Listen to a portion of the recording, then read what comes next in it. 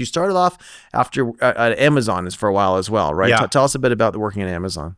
Well, I think I was just lucky. Like, it was Amazon just sold books at that time, and it was like the tagline was Earth's biggest bookstore. Now, hard to believe they can sell almost everything under the sun. And it was just lucky to start, as they were sort of building out their fulfillment centers, their logistics network. They wanted a group of sort of, maths, computer science people who also had interest in logistics and to come and help build that out. And just learned a ton there, obviously built a lot of stuff, wrote a lot of code, what is now fulfillment by Amazon. But also I think it was just like the most formative years of my life. I just, I didn't work as closely with Jeff Bezos, but watching him from a distance, but did work closely with leaders like Jeff Wilke, who ended up running all of Amazon retail, and several other leaders under it.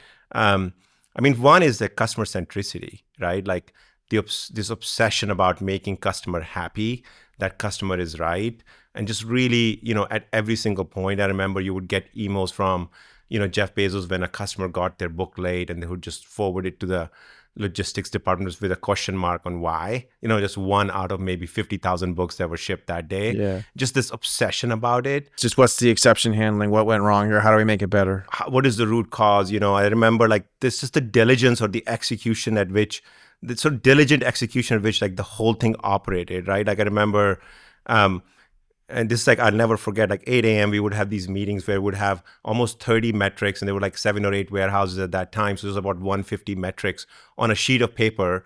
And you were supposed to meet at 8 a.m. And the leaders at that time, like Jeff Wilke, would come in prepared at 8 a.m., knowing the 5 numbers they need to talk about, what went wrong with those 5 numbers the night before. Wow. And the leaders in those warehouses had to come answer, like, what are they going to do today so this doesn't happen tomorrow? And just this rigor of that, to do that every single day, to get to root causes. There's so many other things I learned there. Like I learned like this embrace of technology. Like Jeff Bezos, I didn't work closely with him, but I think Amazon was leader in books by 99, 2000. And then, Jeff sort of incubated the Kindle project, which if you look back could be like, oh, you're sort of cannibalizing the biggest business you have, because now you're going to sell every single book for $9.99 when the average prices of books was like $20, $25 at that time. But, his idea was like, if I don't do it, someone else will do it. Might as well let me lead in, let me shape this industry, let me shape this product. He was looking for what was going to disrupt his business. He's like, I'll do it myself, Yeah, so comfortable disrupting your own businesses to go build new businesses, and like really adopting it so fast. And I think there were like several attempts before Kindle got right.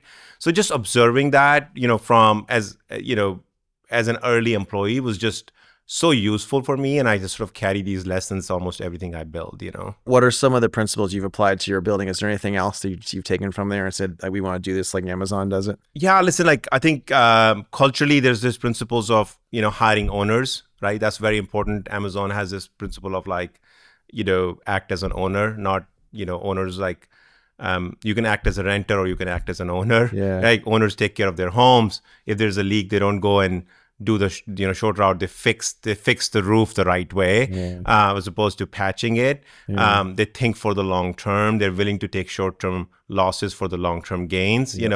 That's a big value that I carry forward. I like that. This bias for action is a big one. I think tactically, I've just really learned that Amazon had this culture of like writing things down. So they had the idea like, hey, if you have a project or an idea in mind, take your time, write like several pages, sometimes 5 or 6 pages long document before you call the first meeting. Share that document with everybody. Everybody comes prepared with that document before you start the meeting. What that did is like it forced on you to like really distill your thoughts, because you knew other people are going to truly read your stuff. So you don't want to be bad and like looking like stupid in front of like really good people.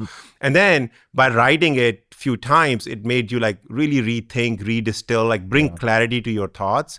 And so we carry that forward, now, like, hey, if you have a new idea, you're good to do that, but just write it down, think of it a couple more times, bring clarity to it before you start engaging the rest of the company and using I resources. like that a lot. I push a lot of my most talented friends when they're building things to force themselves to make the decks, do the thing as well and write it down. Because a lot of people, when they've already had success, they think, okay, this time I don't need to write it down because I already know what I'm doing. But I think no matter who you are, it seems like a good process. I think to go through. it's a great process, because we all have blind spots, and when you write things down and you read it again, it's like, hey, this is not connecting well. Like you missed something, and others read it and they poke holes at it. I mean, I'm sure you guys do that in your investment memos, right? Like you ask people to deeply think about the investment memos, and that's sort of a similar exercise. It is. We changed our mind on a couple things this week, and it's just very tough. It changes when you write it down, you iterate on it together.